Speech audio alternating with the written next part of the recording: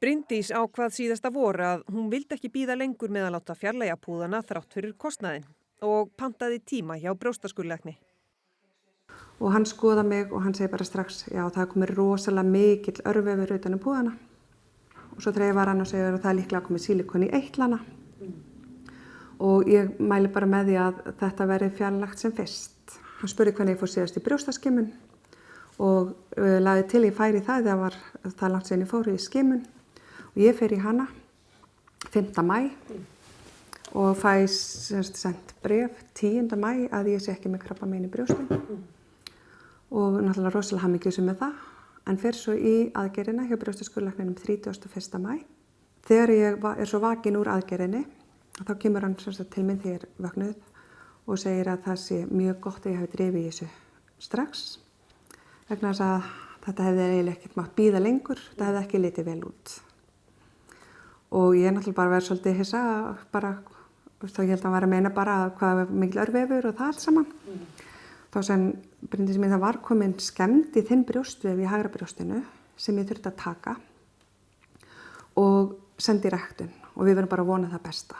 Svo hringir hann í mig 4:30 á föstudeginum, daginn eftir og spyr hvort að ég sé á Selfossi og hvort ég geti komið í bæinn. Já, er þetta þannig svör að þú vilt hitta mig til að fara, við getum ekki rætt þetta bara í síma. Ég tel betri að við hittumst og það verður gott að við getum tekið eitthvað með þér. Við rjúkum í bæinn og erum komin hana fyrir klukkan 6 og þá tilkynna mig því að ég sé milkynni krabbamein í brjósti. Ég spyr hann strax hvort það geti tengst púðunum. Hann segir að hann telji svo ekki vera en hann geti ekkert staðfest það.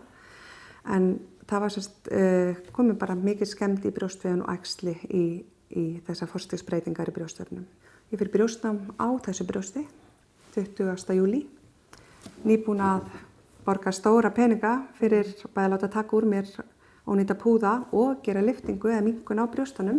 Við erum tæpa 1 milljón, ekki sant? Jú, 950.000. Bryndís ákvað sem sagt eiginlega á síðustu stundu að bæta við aðgerðina, láta líka lyfta brjóstunum og minnka þau. Sú skyndi ákvörðun gæti hafa bjargað líf hennar. Því ef púðarnir hefðu bara verið teknir, þá hefðu krabbameinið líklega ekki fundist. Þannig að þannig bæti ég við alveg 430.000 í aðgerðarkostnað til að gera minnkun á brjóstunum sem verður til þess að krabbamein finnst sem sést ekki í skimun 4 vikum áður. Og þetta var ekkert smá krabbamein, 4 æxli bæði í brjóstunni og í eitlunum, þar af 2 meira en 4 centimetrar. Ekkert af þessu sést í skimun 4 vikum áður í fer í þessa aðgerð.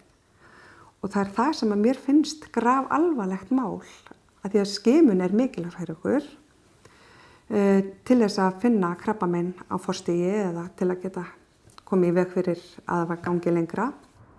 Það er auðvitað ekki víst að krabbameinið hefði greinst í brjóstaskimuninni, jafnvel þótt Bryndís hefði ekki verið með púða. Skimunin er ekki 100%, en púðarnir draga enn frekar úr líkum á því að mein greinist. Mér finnst þetta graf alvarlegt að konur sé ekki upplýstar áhætturnar við að fá sér brjóstapúða. Mér finnst það bara samfélagsleg skylda mín gagnvart kynsystrum mínum að upplýsa þær hvað þetta er mikilvægt að þær taki upplýstar ákvarðanir þegar þær velja að fá sér brjóstapúða. Bryndís var mjög heppin og telst alveg laus við krabbameinið núna en er í lyfjagjöf í forvarnarskyni. Þess vegna er hárið farið.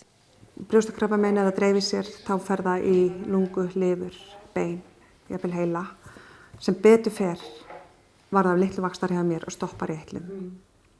En ef ég hefði ekki farið í þetta núna, hvenær hefði það þá greinst?